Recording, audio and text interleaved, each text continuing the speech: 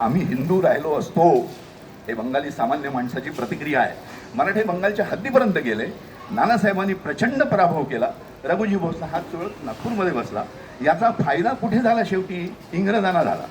इंग्रजांना कसा झाला? आणि तेव्हा नानासाहेबांनी चमत्कारिक भूमिका घेतली. इंग्रज जेव्हा बंगाल जिंकत होते, प्लासीची लढाई जी आपल्याला माहीत असेल 1757, प्लासीची लढाई इंग्रज जिंकत असताना नानासाहेबांनी अशी भूमिका घेतली की तो आपला प्रदेश नाही, त्यामुळे इंग्रज तिथे काय करतात ह्याच्यामध्ये आपल्याला लक्ष घालायचं कारण नाही, पण इंग्रज हळूहळू तुमचा देश ताब्यामध्ये घेत आहेत याचं आकलनच झालं नाही. माझा देश, जे शिवाजी महाराजांचं ध्येय धोरण होतं की माझा देश एतद्देशीयांच्या ताब्यामध्येच असला पाहिजे, आक्रमकांची राज्य करण्याची त्यांना म्हणजे त्यांना परवानगी, त्यांची अधिकारच मला मान्य नाही, माझ्या देशात माझंच राज्य असलं पाहिजे, ही स्वच्छ स्पष्ट भूमिका होती. त्यांच्या वारसाने दुर्दैवाने ती काही पुढे पाळली नाही. तर असे चमत्कारिक करार होते. आंग्र्यांचं आरमार नानासाहेब